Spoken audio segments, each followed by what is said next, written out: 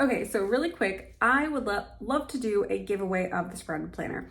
Now, on National Planner Day, Sprouted Planner had a promo where they were giving away, not giving away, but they were selling just the second half of their daily planners, because their dailies come in two sets, right? For the first half of the year and the second half of the year, similar to the Erin Condren Daily Duo. So I have here August through the end of the year. Now, I still thought this might be a nice giveaway because I feel like this is the time of year where you're assessing how your planner system is working, or is the planner that you're working with working for you? And if not, like, it's nice to be able to experiment. So I wanted to do this giveaway for anyone who is kind of thinking about trying out a new planner, thinks maybe the Sprouted Planner might be for them. I also have the weekly version. Now, this weekly version runs from January to December of this year, of 2025. The weekly version, I haven't shared too much, but I'll share briefly. Like, it's essentially, and I could do a close-up, but essentially you have your weekly view at a glance, and then you have space for more details. I would say the weekly is probably best for someone who doesn't need a lot of space to make lists. They just kind of want a quick glance at the week and to kind of know like what's coming up. The daily planner is, I would say, more suited for someone who needs to make lists day to day, or just wants the space, have the option to make lists. And what I love about the Sprouted Planner, although I believe Erin Condren is doing this now too, where it has a dashboard, a weekly dashboard. But Sprouted Planner has the weekly dashboard here. So you still get a dashboard view of your upcoming week, and you get a daily page. So every day has a daily page where you can, you have the hourly layout here, and you have open space for notes. And I'll show you really quick how I use mine. Like, let's see, what's a good, like this is a pretty good day, just showing, I think this was yesterday. No, this was last week. But basically, like I've mentioned before, I use Google Calendar as like my go-to. So I don't really use this to plan, but I do like to put appointments here. And then more recently, I've been trying to like make sure to write in dinner and if and when I plan to go to the gym. But I like to use this more so as a reminder of like anything important that really needs my attention at a specific time of day. That is very key for me, because without pertinent reminders, and like, for me, the act of writing it down is so helpful for me to actually remember, oh, you have an appointment today at this time with this person. Anyways, that's why I love this one. So it just gives you just enough space to do that. And then you have all of this space for writing, and then you have more space. Now, this space I like to use for not really reflection, but like if I had a call and I need to like write down notes, and not like a work call, but you know, like if you have to call like the insurance company, or you made a doctor's appointment and like maybe there are additional details there that you need to write down. That's what I love to use that space for.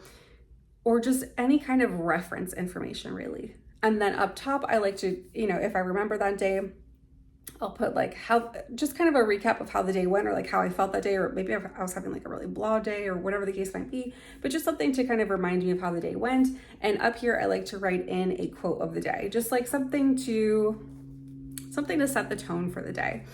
So yeah, that's how I like to use my daily planner. I love the weekly section too. Let me see if I find a good example of the weekly. Okay, so here's one. It's not super exciting. There wasn't a ton going on during the week, but we had our anniversary trip to Maine there. Up top, I like to use this section more recently to see how I'm doing with my exercise goals. Not so hot, as you can see, like there's some dates missing there. But that's how I personally like to use it. And then they both have a monthly section, and they both have a dashboard section. So I'll show you the dashboard.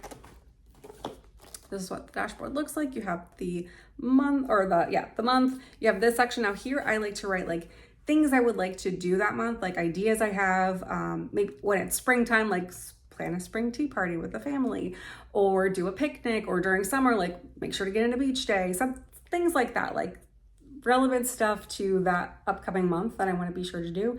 And then these I'm still filling out, but you have these various sections for other tracking. I also like to use the opposite page for tracking exercise and reading and listening to books. But yes, that is just a very, very quick overview. There's more, I have done more detailed walkthroughs.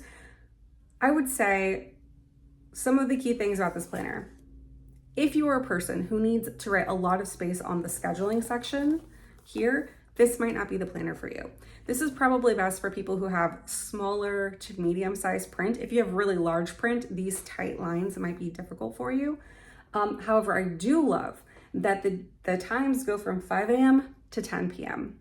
I think besides the Passion Planner, of the planners that I've used, this one has the greatest range, which I really like, because sometimes very rarely, but sometimes I'm a morning person and I do tend to be more of a night owl. So I just like having that range. I think, let me pull up my Daily Duo really quick.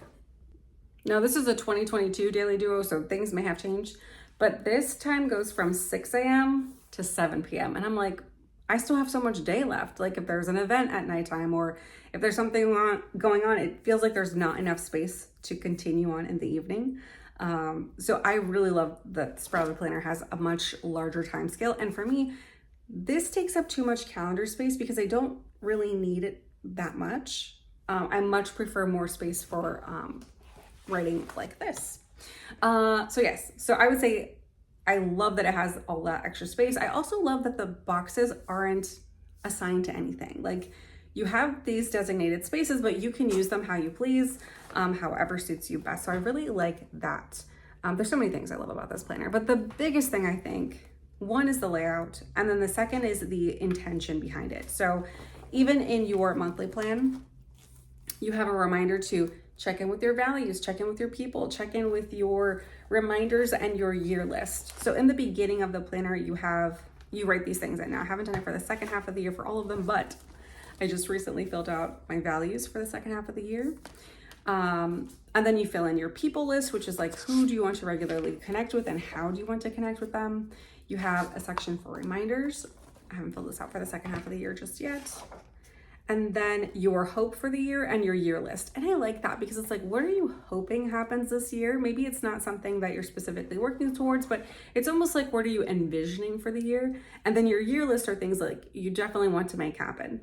So I think that's really nice. I like the way that it's laid out. I like that it's really focused on living intentionally. And that's who I think these planners are for. People who want to live intentionally and plan their lives with intention. I know I've said intention like 25 times. If only I had a nickel for all the time I said it. Anyways, if this was interesting to you, if you're interested in trying out the Sprouted Planner, comment below as part of this giveaway. Comment below which one you'd be interested in, whether it's the weekly or the daily. Make sure you're following the channel and give the video a like. And that's pretty much it. I want to keep it simple. I'm just really excited for other people to try this planner too. Oh, I do also have a monthly. I do also have this cute little monthly planner. Now, I don't want to fully unravel it, but I'll just show you really quick. It's just like a quick little monthly planner, and it has a few blank pages in between, but it's just like a nice to have if you're somebody who likes to plan more monthly. So I'll also be giving this one away. Feel free to comment monthly in the comments if you're interested in that one. And I will probably be wrapping up the giveaway by end of August. So yeah, all right. Best of luck. I'm so excited to see your thoughts on the Sprouted Planner. If you have questions about it, definitely let me know. Post those in the comments below. But all right, see you soon. Hope this is helpful. Bye.